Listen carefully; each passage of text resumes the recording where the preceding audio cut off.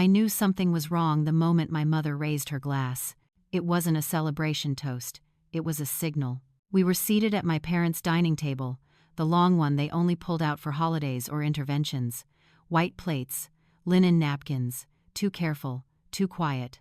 My sister Megan sat across from me, one hand resting on her stomach, the other folded neatly in her lap. She didn't look at me. She didn't need to. My father cleared his throat. That was the second signal. "This is about family," he said, looking past me, toward the far end of the table where my aunt and cousins sat. "Witnesses." I registered that without emotion. Just noted it. My mother turned to me with a practiced expression concern wrapped in disappointment. "We've been patient," she said, "but this situation has gone far enough." I waited. Silence has always done more work for me than words. "She's pregnant," my mother continued, gesturing toward Megan, as if she were introducing a fact no one could dispute. "And you've been distant." There it was. The framing. Megan shifted slightly, eyes still down. She didn't speak. She never did, when my parents spoke for her. My father leaned forward. "Your sister needs stability, medical bills, rent, time off work, and you're in a position to help. Not could, should." The word hovered without being spoken. I set my fork down. The sound was small, but it landed. "I wasn't aware there was a crisis," I said. My mother sighed, the way she always did when she wanted the room on her side. "That's because you don't ask." She reached under the table and pulled out a folder. Thick, prearranged. She slid it toward me, careful to keep it square with the table edge. Inside were papers, typed, labeled, highlighted. A breakdown of projected expenses, a monthly contribution amount, a signature line at the bottom of the last page. My name was already typed in. "You don't need to decide tonight," my father said quickly. "Too quickly. We just need to know you're willing, in principle." My cousin shifted in her chair. I felt eyes on me now. The room had decided what this was supposed to look like. I picked up the folder and flipped through it slowly. Not to stall, to read. They talked while I did. My mother about sacrifice. My father about responsibility. Neither of them used the word demand, but every sentence circled it. "You've always been independent," my mother said. "That's your strength. This is a chance to use it for someone else." I looked up. "You planned this dinner." No one answered directly. "It's not an ambush," my father said. "It's a conversation." I nodded once and returned to the papers. Projected prenatal care, child care estimates, rent arrears, a proposed direct transfer arrangement from my account. There was even a section titled Contingency Support, outlining increased contributions if Megan couldn't work after the birth. It was thorough. I'll give them that. Then I saw it. Page 6. A reference number attached to a prior loan. A date from 3 years ago. My stomach didn't drop. My pulse didn't change. I simply noted that I recognized that number. I closed the folder. "I'll need time to review this," I said. My mother's mouth tightened. "There isn't much time." "After Waj." "There is," I replied. Calm, even. "If this is legitimate." The word hung there, neutral and precise. Megan finally looked up at me. Her eyes were wet, confused, not angry. That mattered. My father opened his mouth, then closed it. For the first time that night, no one spoke. I slid the folder back toward my mother. "I'll take copies," I said. "I'll get back to you." She hesitated. That hesitation told me everything. As I stood to leave, I caught my reflection in the darkened window behind the table. I didn't look cornered. I looked alert. And as I reached for my coat, I realized this dinner hadn't been about asking me for help. It had been about locking me into something I'd already unknowingly signed. If you value stories that unfold with truth, restraint, and quiet power, this is one worth staying with. You're welcome to like the video, subscribe to the channel, and let me know which city you're listening from. I read those moments more closely than you think. Now let me take you back to a table I thought was just a family dinner, to a time when I still believed my life was uncomplicated and loyalty didn't come with paperwork. For most people, family pressure arrives loudly. In my family, It arrived dressed as concern. 3 years before that dinner, my life settled into something my parents liked to call fortunate. I had a stable job, consistent income, no scandals, no emergencies. To them, that meant availability, emotional first, financial second, always unspoken, always assumed. Megan was the opposite, younger, softer around the edges. She moved between apartments, jobs, relationships, nothing catastrophic, just unstable enough to require help. And help, in our family, never came without someone else carrying the weight. That someone was usually me. It started small. Covering a security deposit, letting her use my address for paperwork, signing as a reference. Each time, my parents framed it the same way. Temporary, harmless, family. "You don't mind," my mother would say. Not a question, a conclusion. When I hesitated, my father would step in with logic. "You're not like her," he'd say. "You're capable." 84. Capable became the justification for everything. When Megan lost a job, I was asked to float her for a month. When she changed careers, I was told to be patient. When she moved in with a boyfriend who didn't last, my parents called me first not to ask if I could help, but to ask how much. I didn't protest. Not because I agreed, but because resistance created scenes, and scenes were always remembered as my fault. Silence, on the other hand, was rewarded. I learned to say things like, "Let me see what I can do," and "We'll figure it out." Those phrases bought peace. They also bought time, which my parents interpreted as consent. The imbalance was subtle but consistent. Megan's needs were discussed openly. My boundaries were discussed privately, usually without me. If I pushed back, my mother would soften her voice. "She's sensitive," she'd say. "You're stronger." Strength, in that house, meant absorption. There were moments when I sensed something else beneath the surface. Documents I didn't remember signing, accounts I didn't recognize immediately. My father once asked, casually, if my credit score was still excellent. I said yes. He smiled like that settled something. I noticed. I just didn't react. That was my pattern. Observe, file away, move on. When Megan announced her pregnancy, the dynamic hardened. Pregnancy gave everything a moral shield. Every request now came wrapped in urgency. Every boundary I attempted sounded cruel, no matter how calmly I stated it. "She's carrying a child," my mother said, as if that answered all questions. I was expected to show up more, call more, give more. Without discussion, I started pulling back, not dramatically, just enough to breathe. Fewer check-ins, shorter calls, neutral responses. My parents noticed immediately. "You've changed," my father said once. "You used to care." I didn't argue. Arguing turned into history lessons about everything they'd done for me. Silence ended the conversation faster. What no one acknowledged was that my silence wasn't agreement. It was containment. I was managing the situation the only way I knew how, by keeping it from escalating. But restraint has a shelf life. Looking back, the signs were there.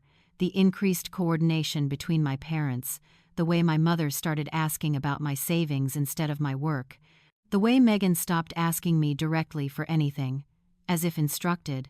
They weren't preparing me emotionally. They were preparing the room. That's what made the dinner possible. Years of quiet accommodation, years of being the reasonable one, years of never saying no outright. I understand now why they thought I'd sign those papers. From their perspective, I always had. The trigger wasn't dramatic. It never is. 2 weeks before the dinner, Megan sent me a text. No greeting, no context, just a screenshot. It was a bank notification, negative balance, a small one, under $200. "I'm fine," she added a minute later, "just stressed." I didn't respond right away, not out of strategy. I was in a meeting. When I checked my phone an hour later, there were 3 more messages, this time from my mother. "She didn't mean to worry you. She's been overwhelmed. We're handling it." That last line caught my attention. Handling it how? I wondered. And with what? I replied simply, "Let me know if there's something specific." There wasn't, not yet. The following week, my father called me on a Tuesday night. He doesn't call without a reason. "We're thinking of having dinner," he said. "Just family." I pictured the table immediately. The extended one. "When?" I asked. "Soon," he said. "Before things get more complicated." That phrasing wasn't accidental. I agreed. Not because I wanted to. Because refusal would have created its own narrative, and I wanted to see which one they were building. In the days leading up to the dinner, the pressure increased but indirectly. My mother mentioned Megan's doctor appointments. My aunt texted asking if everything was okay. Someone had started talking. Then came the misunderstanding. Or what they expected to pass as one. Megan called me late one night. Her voice was thin, practiced. "Mom said you didn't want to help," she said. I paused. "Help with what?" "With the baby." I didn't fill the silence. I let it stretch.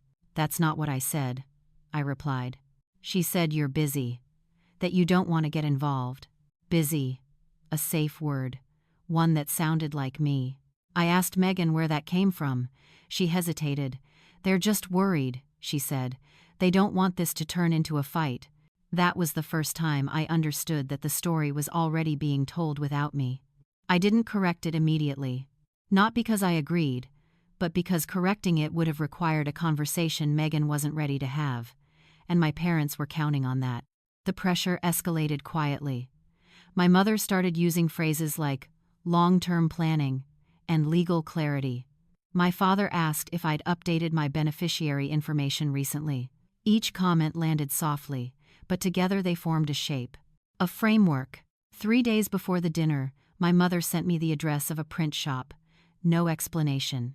Just, "In case you need copies of anything." I didn't respond. That night, I pulled my credit report. Not in a panic. Out of habit. Something I did once a year. There it was. A personal loan from 3 years prior. Modest amount. Fully serviced, not in default. Not mine. The account listed me as co-signer. I sat with that information for a long time. Long enough for the shock to pass and clarity to settle in. I recognized the timing. The amount. It matched the year Megan had moved apartments suddenly. The year my parents had asked me to sign something quickly because their printer was broken. I remembered signing. I remembered not reading closely. At the time, it hadn't felt dangerous. It felt like family logistics. Now it felt deliberate. I didn't confront anyone. I didn't make calls. I didn't ask for explanations that would only invite revisions. Instead, I gathered records, transaction histories, email timestamps, copies of old messages that framed requests as temporary while the commitments were permanent. By the time the dinner arrived, I wasn't confused. I was prepared. They thought the dinner would push me into agreement. What it actually did was reveal how coordinated they had become. And once coordination is visible, it loses its power. The shift didn't happen when I stood up from the table. It happened earlier. Quietly. The moment I decided I wasn't going to convince anyone of anything. After the dinner, my parents waited 2 days before calling. That pause was intentional. A cooling period, they would call it. Time for me to come around. When my mother finally called, her voice was warm, controlled. "We don't want this to feel transactional," she said. "That's not who we are." I let her finish. "This is about love," she continued. "And clarity." Clarity. Another safe word. "I'm reviewing the documents," I said. "I'll respond in writing." There was a brief silence. Then, "Why would you need to do that?" "Because this involves liability." The word landed. I didn't emphasize it. I didn't soften it either. My father took the phone next. "We raised you better than this," he said. "You're acting like a stranger." I didn't argue with that framing. I simply let it stand. "I'll be in touch," I said, and ended the call. That was the moment the dynamic changed. Not outwardly. Internally. I stopped monitoring their reactions. Stopped anticipating their next move. Instead, I focused on facts, timelines, paper trails. I requested a full loan history from the bank. I submitted a written inquiry about the co-signature. I printed emails. Organized messages by date. Labeled everything. The language I used shifted naturally. From family conversation to documentation. By the end of the week, I had a clear picture. The loan had been initiated by my parents, not Megan. My signature had been obtained under false pretenses. Payments had been made from an account I didn't recognize, an account controlled by my father. This wasn't a misunderstanding. It was management. I drafted a short email. Not emotional, not accusatory.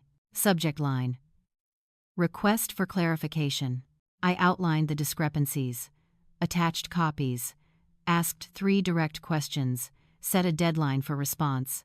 No one replied. Instead, my aunt called. She spoke carefully, as if navigating a fragile object. "Your parents are very upset," she said. "They feel attacked." I thanked her for letting me know. "They're worried you're overreacting," she added. "This could all be resolved if everyone just calms down." "I am calm," I said. "That's why I'm being precise." That was the first time I heard someone pause after I spoke. The silence was different now. It wasn't avoidance. It was recalibration. My parents tried a different approach. My mother sent a long message about intentions. My father sent one about history. Neither addressed the documents. I didn't respond. Silence, this time, wasn't protective. It was assertive. When Megan finally reached out, her message was short. "I didn't know about the loan." I believed her. "I know," I replied. That was all. The turning point wasn't dramatic. There was no confrontation, no raised voices, no declarations. It was the moment I stopped participating in the version of events they were offering. Once I stopped engaging emotionally, the structure they'd built lost its grip. They had expected resistance. What they weren't prepared for was disengagement paired with evidence. Control requires reaction. Clarity doesn't. By the time my father requested another meeting, this time, just the 4 of us, I had already decided how it would go. Not because I planned to win, because I no longer needed to. The second meeting took place in my parents' living room, not the dining room. That choice mattered. No extended table, no extra chairs, no witnesses, just my parents, Megan, and me. The lights were low, the television was off, everything arranged to feel smaller, more reasonable. I brought a folder of my own. We sat. No one offered food. That was another signal. My father began. "We don't want this to become adversarial." I nodded once. "Neither do I." That was true. My mother folded her hands. "Families don't need contracts," she said. "They need trust." "It's contradicted airport 5 and us." I opened my folder. "I agree," I said. "Which is why documentation matters when trust is compromised." I placed the first page on the coffee table. A bank statement, highlighted, dated. My father leaned forward. My mother didn't move. "This loan," I said, "was taken out 3 years ago. I'm listed as co-signer. I wasn't informed of the purpose, the repayment terms, or the risk." My mother sighed. "That's not how it happened." I didn't respond to that. I slid the next document forward. "Here is the email you sent me that same week," I continued, asking me to sign something quickly because the printer wasn't working. No mention of a loan. Megan looked at my mother then, not at me. "I didn't know about this," Megan said quietly. My father straightened. "We did what we thought was best." That sentence ended everything. I placed the third document down. "These are payment records," I said. "They don't come from Megan's account. They come from an account in your name." "Dawn." My mother finally spoke. "We were protecting her." "By exposing me," I replied. I didn't raise my voice. I didn't need to. Silence filled the room, but it wasn't empty. It was weighted. Everyone was recalculating. "This dinner," I said, "was an attempt to transfer long-term liability to me under social pressure." "That's not fair," my father said quickly. "It's accurate," I replied. I turned to Megan. "You're not the problem here," I said. "You were positioned as the reason." Hanbin Klang. Her eyes filled, but she nodded.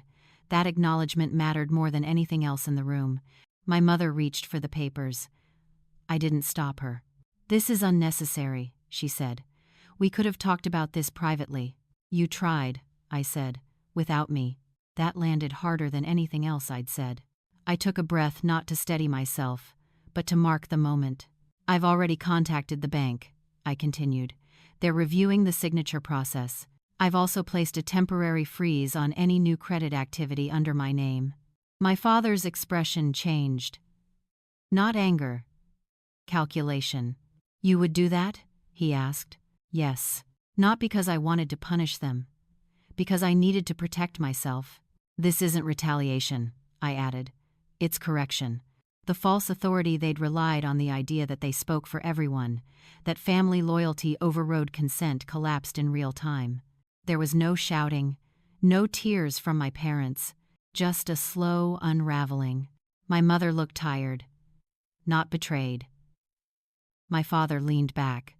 For the first time, he didn't have a plan. Megan stood. "I need air," she said. I watched her go, then turned back to my parents. "I won't be signing anything," I said. "I won't be contributing financially, and I won't participate in conversations that exclude facts." My mother nodded slowly. "So that's it?" "Yes," I said. "That's clarity."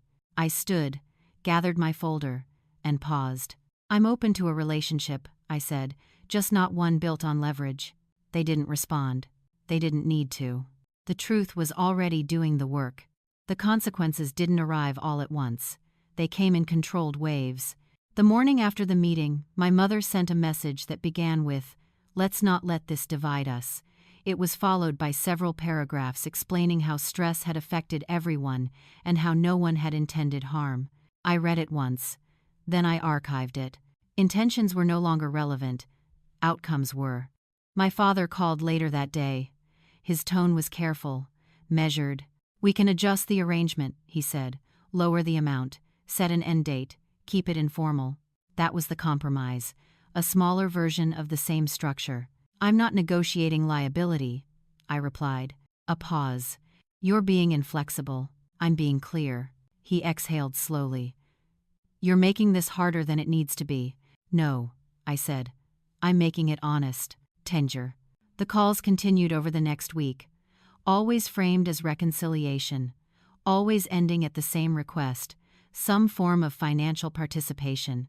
Each time, I declined without explanation. I didn't restate my reasons. I didn't revisit the evidence. I simply held the line. Boundaries don't require repetition. Megan reached out again. This time, she asked to meet alone. We sat at a cafe near her apartment, neutral ground, public, safe. "I feel like everything fell apart because of me," she said. "It didn't," I replied. "It fell apart because things were hidden." She nodded, eyes on her cup. "They want me to talk to you," she added. "I know. I'm not going to," she said. That was her boundary. It wasn't loud. It was real. When my parents realized there would be no quiet resolution, their tone shifted. Less persuasion, more resignation. My mother sent a final message. "We'll handle things ourselves." ADO. I didn't respond. That sentence wasn't a warning. It was a release. The family narrative adjusted quickly. Conversations became polite but distant. Invitations stopped coming. I wasn't excluded dramatically. I was phased out. And I let it happen. Distance, in this case, wasn't punishment. It was alignment. I confirmed with the bank that the loan issue was under review. I documented every interaction. I didn't threaten legal action. I didn't need to. The structure had already changed. What surprised me most wasn't their reaction. It was how calm I felt inside it. I wasn't angry. I wasn't grieving. I wasn't waiting for an apology that would never come. I had clarity. And clarity, once established, doesn't ask for permission. By refusing to compromise, I wasn't escalating the conflict. I was ending it on my terms. The departure wasn't announced. It didn't need to be. It began with small, practical decisions. I stopped checking my phone in the mornings. I redirected my mail. I updated emergency contacts. Quiet exits rarely involve speeches. The first real moment came when my mother showed up at my apartment unannounced. I hadn't given her my new schedule. That was intentional. She stood in the hallway, coat still on, eyes searching my face for something familiar. "We need to talk," she said. I stepped aside and let her in. Not out of obligation, out of closure. She didn't sit. She paced. "You've gone cold," she said. "This isn't like you." I waited. "We're your parents," she continued. "We won't be around forever." "That's true," I said, "which is why this matters." She stopped pacing. "Do you have any idea how this looks?" "I know exactly how it looks," I replied. "It looks like I chose not to be managed." That word unsettled her. She tried one last angle. "Your father is exhausted. Megan is overwhelmed. We could really use your support." I met her eyes. "Support doesn't mean surrender. 8 years, all the notter ex ascension." Silence followed. Not tense. Final.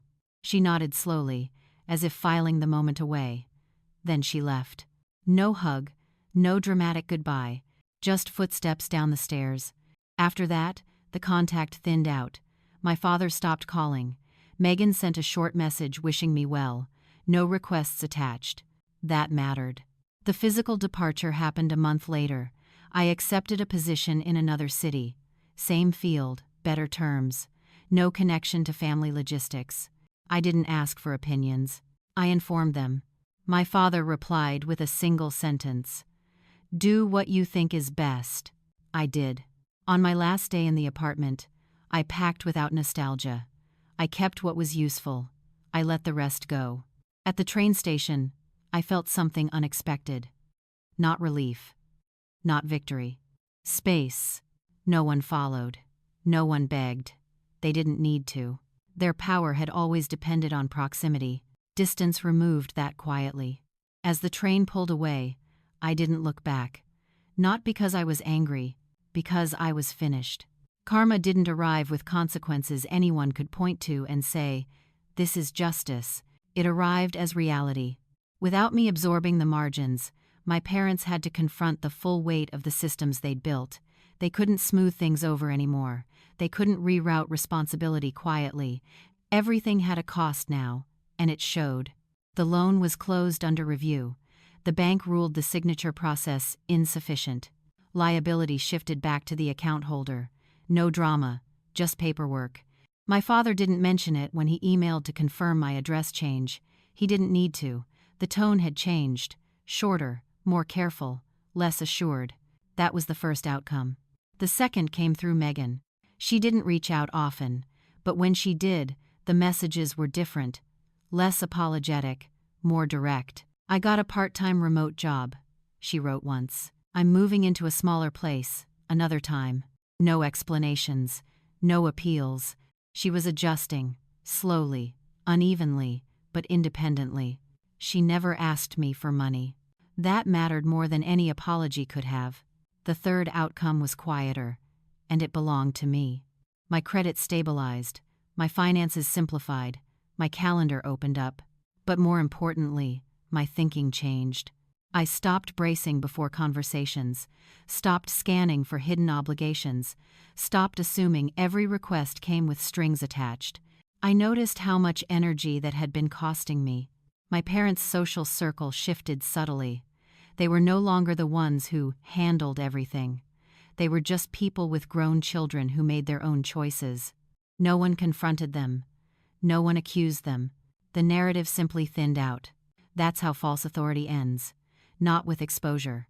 With irrelevance. I didn't feel vindicated. I felt aligned. Karma, I learned, doesn't need to be loud. It only needs to be accurate. My life didn't transform overnight. It settled. The new city didn't feel like an escape. It felt neutral. And neutrality, after years of tension, was a luxury. I built a routine that didn't require explanation. Morning walks, work that stayed at work, evenings that belonged to no one but me. No unexpected calls, no emotional audits, disguised as check-ins. I kept my world deliberately small at first. Not out of fear, out of respect for my own attention. People noticed. Not the story behind it, the effect. "You seem grounded," a colleague said once, without knowing what it meant. I was. A few months in, Megan visited. She didn't stay with me. She booked a hotel. That choice told me everything I needed to know. We met for coffee. She was tired, but steady. The pregnancy had progressed. So had her thinking. I'm figuring it out, she said, not defensively, just factually. I know, I replied. She hesitated. They're different now. I've heard. Afford. She nodded. They don't decide things for me anymore. That was enough. We talked about neutral things after that. Weather, work, the kind of conversation that doesn't ask for anything. Before she left, she touched my arm lightly. Thank you, she said. I didn't ask for clarification.